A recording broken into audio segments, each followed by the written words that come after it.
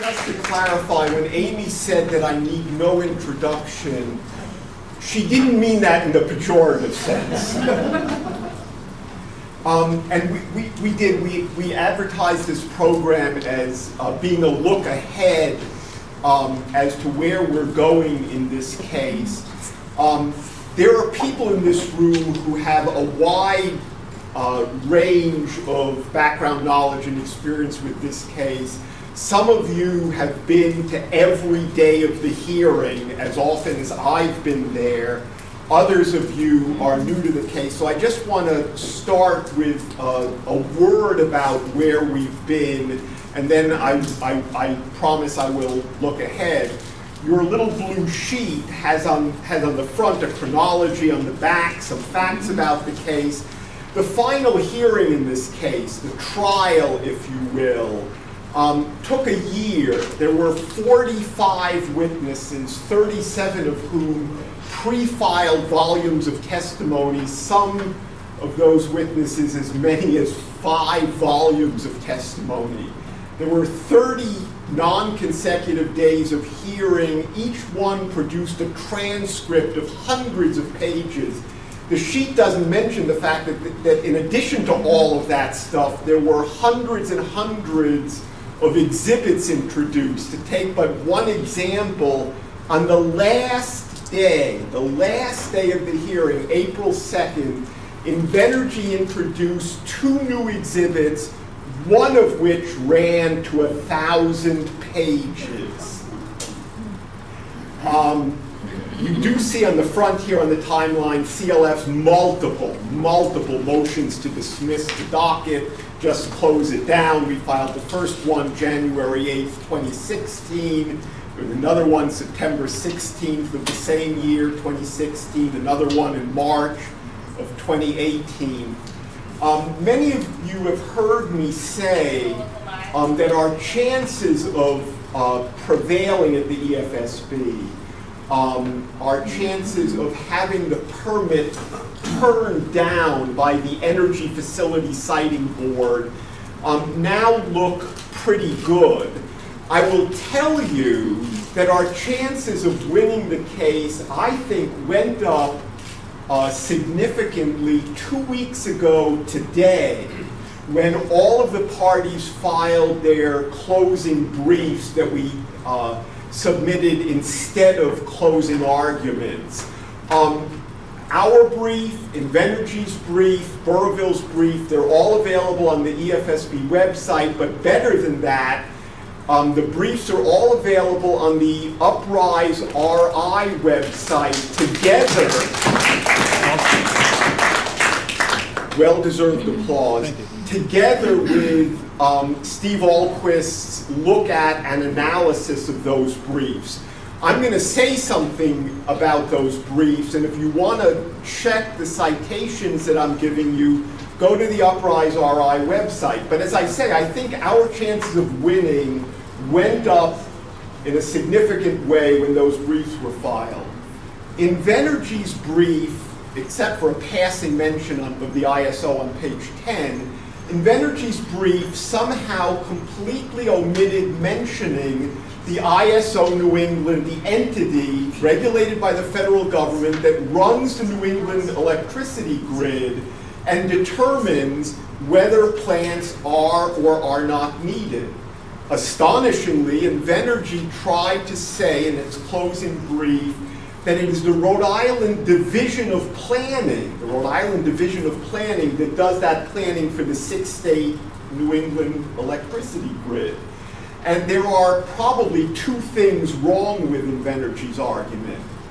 One is that one of the members of the EFSB, Meredith Brady, works for the Division of Planning. You're trying to tell her that the Division of Planning does the planning for the 6-state electricity grid? Well, she knows better. And perhaps even more to the point, those of you who've been at the hearings have seen Invenergy has spent 4 years putting in evidence about the ISO's need for the plant. So saying at this point that we're not going to look to the ISO Invenergy must be assuming that the 3 EFSB board members haven't been there for 4 years of hearings. But they have been there. They know what evidence Invenergy has put in.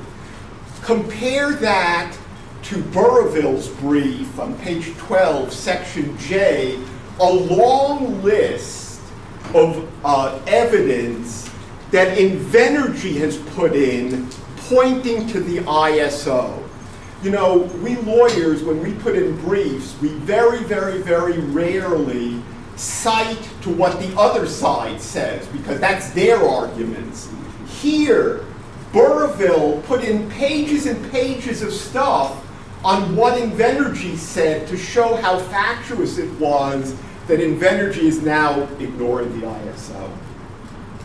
Invenergy made the mistake on page 4, paragraph 1 of their brief of quoting my opening statement saying, even if a plant were needed, Invenergy is not the company to build it because they've lied to the EFSB, lied to the public, lied to the ISO.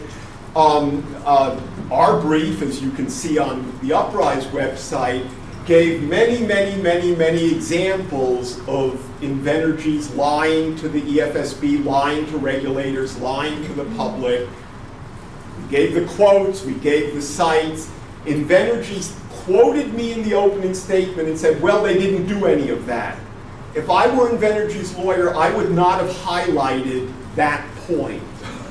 Similarly, look at Invenergy's brief, page 40, paragraph number 81. They cite their witness, Jason Ringler, who testified about biodiversity and forest connectivity in Burrillville. And the next witness after Invenergy's witness, Jason Ringler, was our witness, Scott Cummings of the Nature Conservancy, who testified not only that Jason Ringler lied to the Nature Conservancy and gotten TNC data, but then after he lied about it, he misrepresented it, omitted some of it, didn't understand it, and used it all wrong. By the end of the hearing, Jason Ringler was a completely discredited witness, and the idea that Invenergy would simply cite him and ignore what happened was unwise. Invenergy's brief dances around the fact that the DEM witness, Jay Osenkowski, testified that there would be unacceptable environmental harm if the plant were built, and that Osenkowski and DEM may be uniquely credible witnesses because they were not representing a party. They were not hired by Invenergy. They were not hired by CLF. Now, I will acknowledge that Invenergy had a problem with their brief. Remember that under the law, Invenergy has the burden of proof on every single issue. So if the EFSB were to find that yes, there is a plant needed, and no, there wouldn't be a traffic problem, and yes, there's a good water source, but we don't like the carbon emissions, they don't have the permit. So Invenergy was forced in their brief to spend lots of space arguing about noise pollution, traffic patterns, visual impacts, lighting, whereas we could focus on the stuff that was really important. So that's where we've been. I think we have a very good chance of winning now. No ethical lawyer will ever guarantee future results, but looking ahead to the final, to the open meetings to be held in June, what do we expect is going to happen? What are we looking for? What should you watch for? None of what I say is certain. I'm not certain about what's going to happen. I can tell you what I expect, why it might go this way, why it might go that way, and we will see how it plays out. First of all, there will be 3, not 4, open meetings. They were originally talking about 4, but the one that was going to be held on Wednesday, June 19th is off. So there are 3 open meetings. It is Thursday and Friday, June 20th and 21st, and Tuesday, June 25th. Because one of the original days has been taken away, I think it is now more likely than it was before that they are going to need that last day, that Tuesday, June 25th, and that will be the day on which the vote is taken and the decision is made. Remember that attendance, I know I don't have to tell some of you this, but attendance at these public meetings is a good way to show the public, the EFSB, and others that the public is keenly interested in this case. Please do come. If you come, please remember decorum. You want to turn your cell phones off. You don't want to giggle at things that board members or their staff say. You want to remember decorum. I think it is most probable that the decision will be made on one of those 3 days, probably Tuesday, June 25th. It is unlikely, but not inconceivable, that at the end of the 3rd day, June 25th, the board says, well, we just haven't decided yet, we're going to have to add on more additional days. If that happens, those days are likely to come in late July or August, because the board is careful not to schedule times when any of the lawyers participating have conflicts. And summer is vacation time, lawyers get court excused, and it's going to be difficult for them to do additional days. If they don't finish on June 25th, we're going to be going to Labor Day, quite possibly. So what will happen at these open meetings? Remember, at the open meetings, the lawyers are there, reporters are there, the public, you are there, but none of us get to speak. The lawyers will not speak, we will not argue, we will not present witnesses. This is the time for the EFSB members to talk amongst themselves about the case. I think it is likely, but not certain, that they will start discussing sort of procedural matters. What order should we take issues in? And there's no one right way to do that. They could, for example, decide, let's take the multiple issues in the case in the same order that we heard the witnesses. That would be sensible. Another way of doing it is to say, well, let's take the various issues, need, environmental harm, cost impacts on ratepayers, and let's take them in the order they appear in the statute that set up the EFSB. That would be a reasonable way to do it. So I think we're going to start with procedure, and then we're going to get to substance. Is there a need for the plant? Would there be unacceptable environmental harm?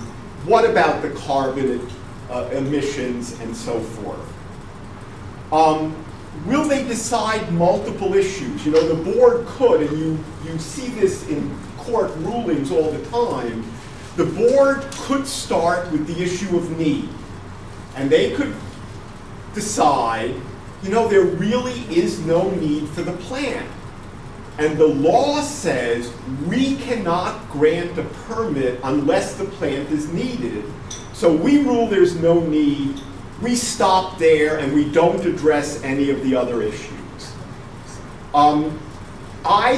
While that could happen, and you read that in court decisions with some regularity, that sort of thing, I don't think it'll happen in this case. I think what they will do is they will go on and address all of the major issues, including environmental harm, including carbon emissions, including cost and financial impacts for ratepayers. The reason that I think they're likely to do that is that this is a fairly thorough, careful, meticulous group.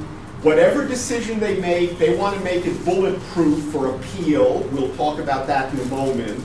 And by deciding every issue, they make the decision more bulletproof when it goes up on appeal. So while they could say, there's no need for the plan, case closed, that's it, I don't think that that's what they're going to do. Here's an interesting question. If I'm right and they decide the case on Tuesday, June 25th, will we know the previous week what they're going to decide, where they're headed? And the answer to that, and by that what I mean is, if the board members say, let's hold off voting until the last day, but everybody here knows that there's no need for this stupid plan. They haven't formally decided yet, but everybody in the room will know where they're headed. My view is that there's a 50-50 chance. I really don't know when or if or how they're going to tip their hands. If at the end of the first day on Thursday, all of us have a very, very clear idea about what the ultimate decision will be the following week, I will not be surprised.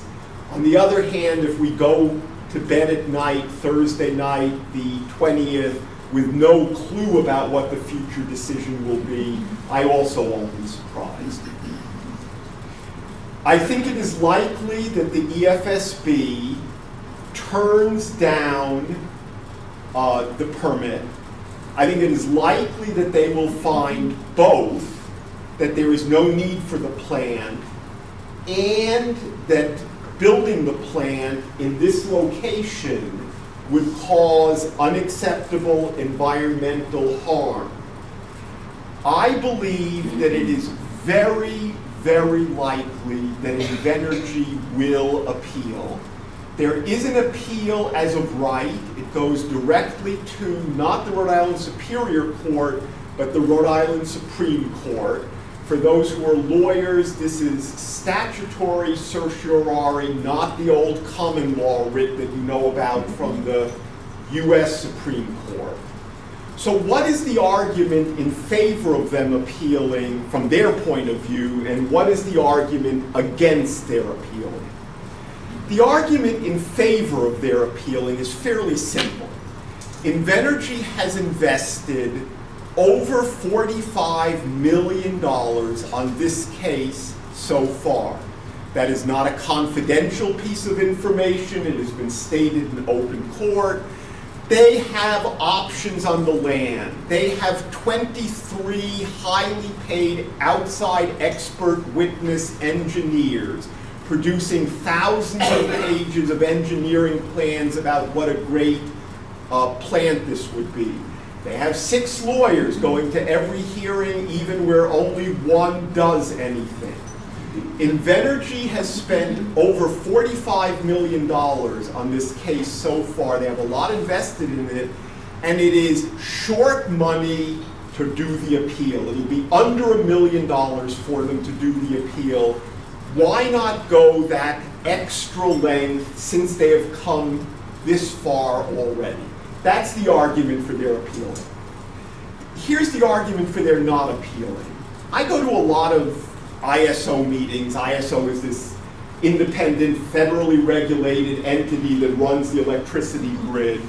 And the people sitting around me are all of the owners of current, conventional, mostly fossil fuel power plants in New England. And I talk to them privately at lunch and in the halls, and one after another they say to me, and these are the big companies that own the big fossil fuel power plants, they all say to me, this is crazy. If this were my company, we would have pulled up and walked away last September 20th, 2018, when the ISO completely terminated its relationship with Invenergy.